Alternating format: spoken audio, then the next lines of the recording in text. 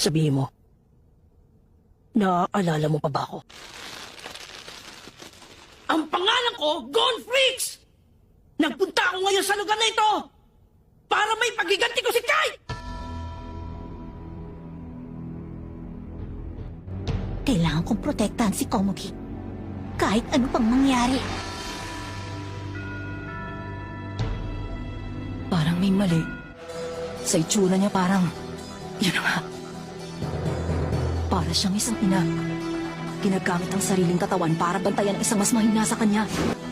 Ang isang yan, wala sa kanyang ganong katangian. Pero... Habang nasa harap ng babaeng nakahiga, naglalaro sa isip niya ang mga imahe ng sinilang katawan ni Kai. Lumayo ka sa kanya. Lumayo ka. Binalaan na kita minsan. Isama mo yung halimaw na yan at lumayo kayo sa kanya.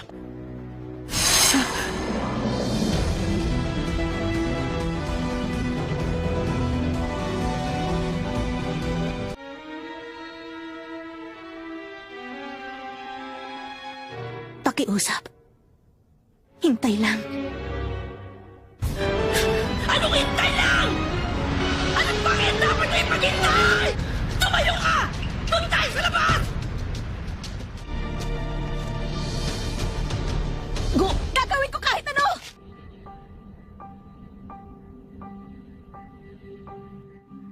Kapag sinabi mong kahit ano, Killua, ako ang nakikipag-usap sa kanya. Yung tao na kailangan mong iligtas. Sino siya?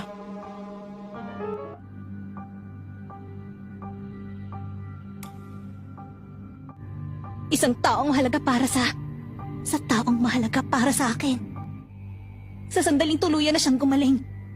Gagawin ko kahit na anong ipagawa mo sa akin. Ang gusto mong gawin, iligtas ang buhay niya? Wala akong karapatan! Walang niya ka! Huwag kang umasa! Na makikinig ako sa'yo! Gon! Sandali lang! Maghintay tayo hanggang sa matapos siya. Gusto mo akong maghintay dahil sa malamang at sa palagay mo? Sa palagay mo ba? Sa palagay mo? Seryoso ka? Malaking kalokohan lang yun! Gusto mong pagkatiwala akong halimaw na to! Hindi ko magagawa yun! Hindi ko magagawa yung kahit... Kung sakaling kulang pa yon, kunin mo na rin ang mga binti ko. Hayaan mo mailigtas ko siya. Nakikiusap ako sa'yo.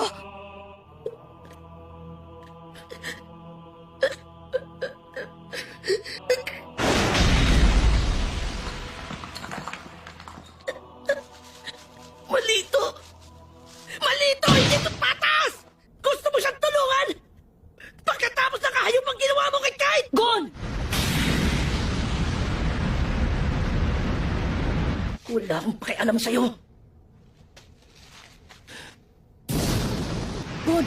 Pag pinatay mo siya, hindi na natin mababawi pa si Kite.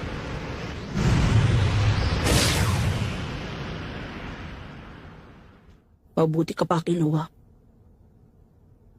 Kalmado ka lang.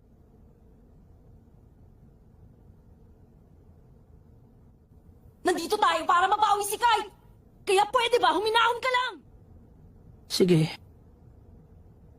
May hinahon na ako ngayon.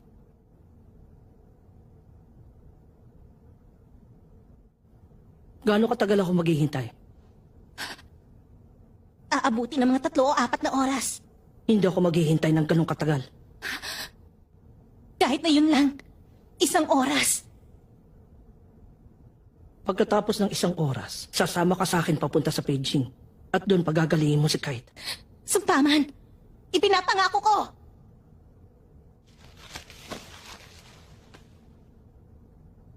Dito lang ako maghihintay.